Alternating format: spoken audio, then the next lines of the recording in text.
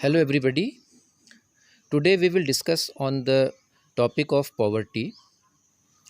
As you know, poverty is a very common problem in our India. So first we would like to discuss the meaning of poverty. Poverty means inability to fulfill the basic needs such as food, clothing, shelter, etc. अब जहाँ तक भारत की बात है तो भारत में करीब करीब 26% लोग जो हैं उन्हें माना जाता है कि वो बिलो पॉवर्टी लाइन है। अब गरीबी का जो कंसेप्ट है इसके बेसिकली दो एस्पेक्ट्स आते हैं। One is known as the relative poverty and another is called absolute poverty. तो सबसे पहले हम देखते हैं रिलेटिव पॉवर्टी क्या होती है। रिलेटिव पॉवर्टी का मतलब होता है कि जब हम कंपेयर करते हैं किसी दो चीज़ का, जैसे कि for example income of 2 persons, income of 2 groups, income of 2 regions, income of 2 countries etcetera. तो जब हम कंपेयर करते हैं तो इनमें से जिसका इनकम कम होता है दूसरे कंपेयर में उसको हम रिलेटिवली पुअर बोलते हैं। फॉर एग्ज़ाम्पल जैसे मान लीजिए कि किसी कंपनी में एक क्लर्क है और उसी कंपनी में जनरल मैनेजर है, तो दोनों को यदि हम कंपेयर करते हैं तो डेफिनेटली क्लर्क के कंपेयर में जो जनरल मैनेजर होता है उसकी सैलरी बहुत ज़्यादा होती है। It means income of general manager is more then the clerk. तो इसका क्या मतलब हुआ कि जो क्लर्क जो है उसका जो इनकम है वो कम है जनरल मैनेजर से, इसलिए वो क्या है, रिलेटिवली वो पुअर माना जाएगा as compare to the general manager. उसी प्रकार यदि कंट्रीज़ का भी हम एग्ज़ाम्पल लेते हैं जैसे इंडिया एंड यूएसए, तो as we know that real per capita income of USA is more than real per capita of India. तो compare to America India is poor, so relatively we can say that India is a poor country. दूसरा जो aspect होता है जिसको हम बोलते हैं absolute poverty. तो एब्सोल्यूट पॉवर्टी का ये मतलब होता है कि the number of people who are below the poverty line. तो पॉवर्टी लाइन से जो भी जितने भी लोग नीचे होते हैं उनकी जो संख्या होती है वो कहलाती है एब्सोल्यूट पॉवर्टी की संख्या कहलाती है। या दूसरे शब्दों हम कह सकते हैं कि absolute poverty means inability to fulfil the basic needs. तो जैसे कुछ समाज के कुछ वर्ग हैं, जैसे कि भूमिहीन श्रमिक होते हैं जो गाँवों में, ठीक है, जिनके पास लैंडलेस लेबरर्स होते हैं, जो ऐसे लोग हो गए। फिर शहरों में जो रिक्शा वाले होते हैं, ठीक है ना, तो ऐसे कई लोग होते हैं जिनके पास रहने के लिए घर तक नहीं होता है, वो फुटपाथ तक में वो रहने को मजबूर होते हैं। तो ऐसे लोग जो होते हैं वो फूड, शेल्टर, क्लोथिंग की सफिशिएंट व्यवस्था नहीं कर पाते हैं। इसके अलावा जो कुछ और भी नीड्स होती है, जैसे कि अपने बच्चों के लिए अच्छा एजुकेशन हो गया, अपने और अपने परिवार के लिए अच्छा हेल्थ केयर फैसिलिटीज़ को अफोर्ड ये लोग नहीं कर पाते हैं। तो ये जो लोग होते हैं तो इन्हें हम कहते हैं एब्सोल्यूट पुअर, और ये जो लोग होते हैं they are definitely below the poverty line. तो अब जो बाइफर्केशन जो होता है वो होता है पॉवर्टी लाइन के बेसिस पे होता है। तो अब प्रश्न उठता है कि पॉवर्टी लाइन क्या होती है। तो बेसिकली पॉवर्टी लाइन जो होती है एक इमेजिनरी लाइन होती है जो लोगों को दो भागों में डिवाइड करती है। एक कहलाती है पुअर, दूसरे कहलाते हैं नॉन पुअर। तो अब ये जो लाइन होती है इसको किस प्रकार से हम डिफ़ाइन करते हैं, तो ये अलग अलग कंट्री में, अलग अलग एजेंसी में अलग अलग टाइप का होता है। जो हमारा भारत है वहाँ पे यूजुअली क्या किया जाता है कि पर डे पर पर्सन कैलोरी नॉर्म्स को लिया जाता है, यानी न्यूट्रिशन लेवल।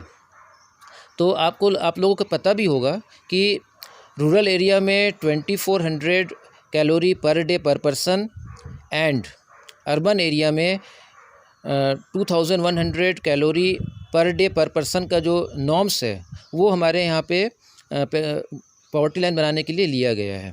तो जो लोग अपने इनकम से ये वाला नॉर्म्स को पूरा कर लेते हैं तो उनको हम बोलते हैं अबव द पॉवर्टी लाइन, और जो लोग ये मिनिमम कैलोरी नॉर्म्स को पूरा करने में सक्षम नहीं होते हैं उन्हें हम बोलते हैं बिलो पॉवर्टी लाइन पीपल। तो अप्रॉक्सीमेटली इंडिया में इस समय इस हिसाब से देखा जाए तो 26% लोग जो हैं वो बिलो पॉवर्टी लाइन है। दूसरी तरफ जो हमारा जो वर्ल्ड बैंक है उन्होंने दूसरे तरीके से पॉवर्टी लाइन को लिया है।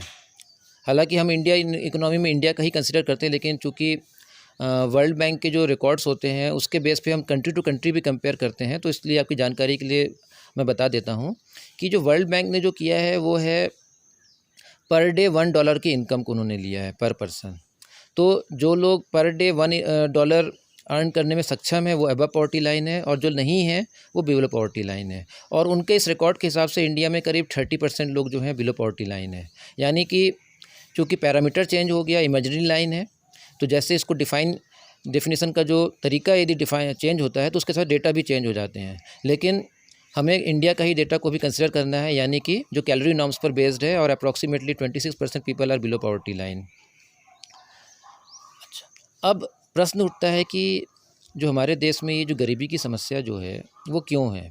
What are the reasons, what are the causes of poverty in India? तो कॉजेज़ तो बहुत सारे हैं, थोड़े बहुत हम आपको बता देते हैं। जैसे कि एक रीज़न हो सकता है अनएम्प्लॉयमेंट। जो अनएम्प्लॉयमेंट है, यदि लोगों के पास यदि काम ही नहीं होगा, वो कुछ अर्न ही नहीं कर पाएंगे, तो फिर कहाँ से वो अपने बेसिक नीड्स पूरे करेंगे? अब इंडिया में क्या है कि काफ़ी ज़्यादा अनएम्प्लॉयमेंट रेट है, और आजकल तो बीच बीच में जो लॉकडाउन्स वगैरह उसके कारण ये अनएम्प्लॉयमेंट रेट काफ़ी ज़्यादा बढ़ गया है।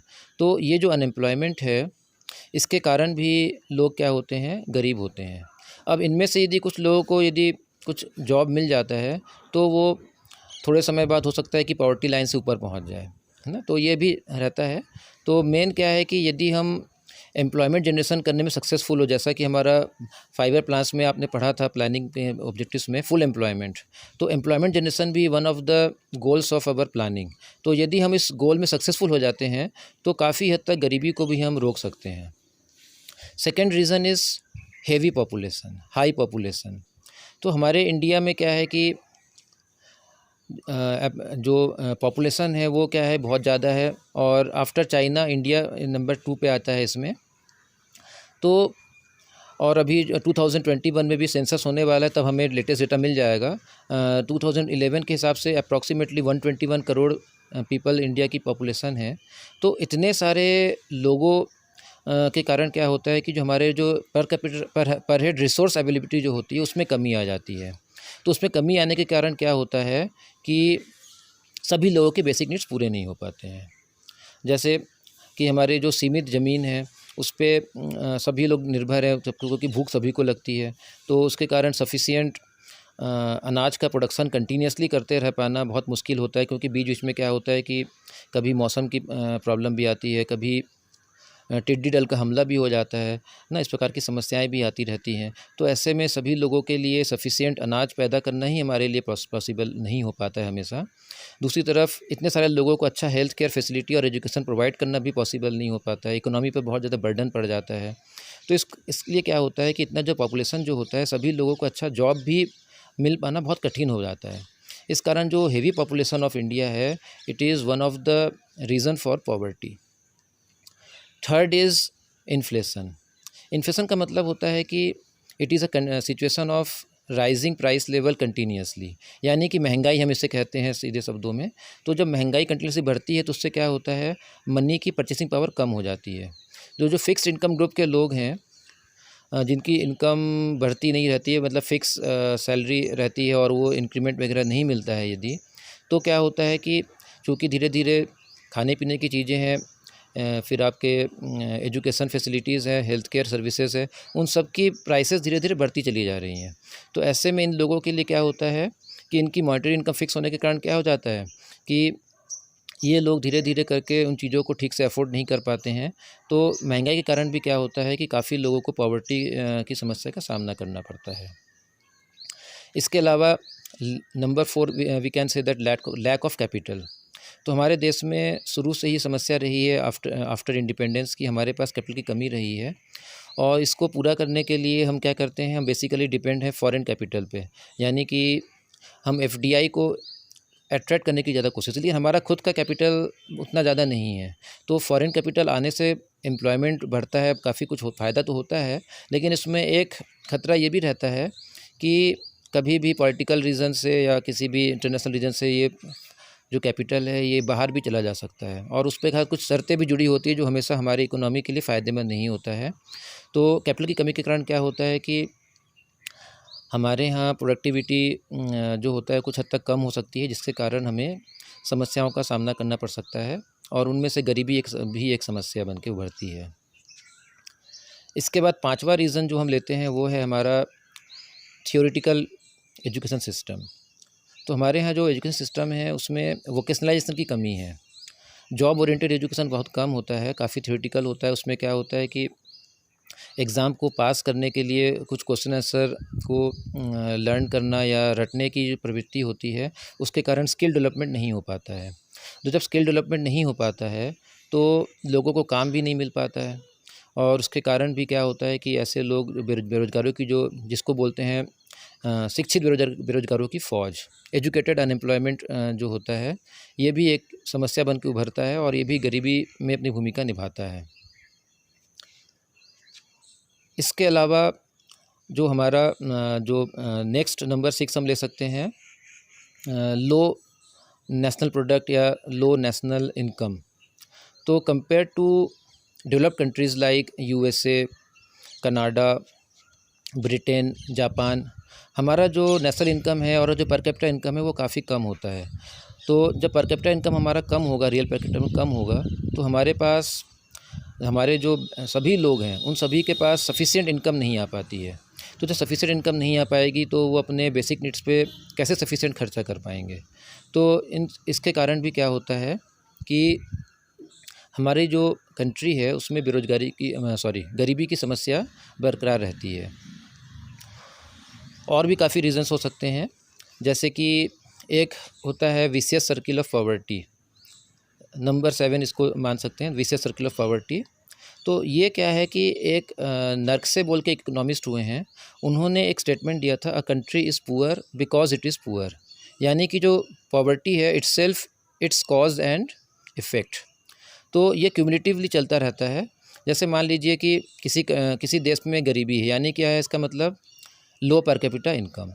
अब लो पर कैपिटा इनकम है तो फिर क्या हो जाएगा कि इन्वेस्टमेंट के लिए हमारे पास कम कैपिटल होगा, तो इन्वेस्टमेंट कम होगा तो इंडस्ट्रीज़ में प्रोडक्शन की कमी आएगी, प्रोडक्शन की कमी होगी तो क्या होगा, अगेन हमारा नेशनल इनकम में कमी आएगी, नेशनल इनकम कम होगा तो पर कैपिटा इनकम कम होगा और low per capita income again reflects in the poverty of the country.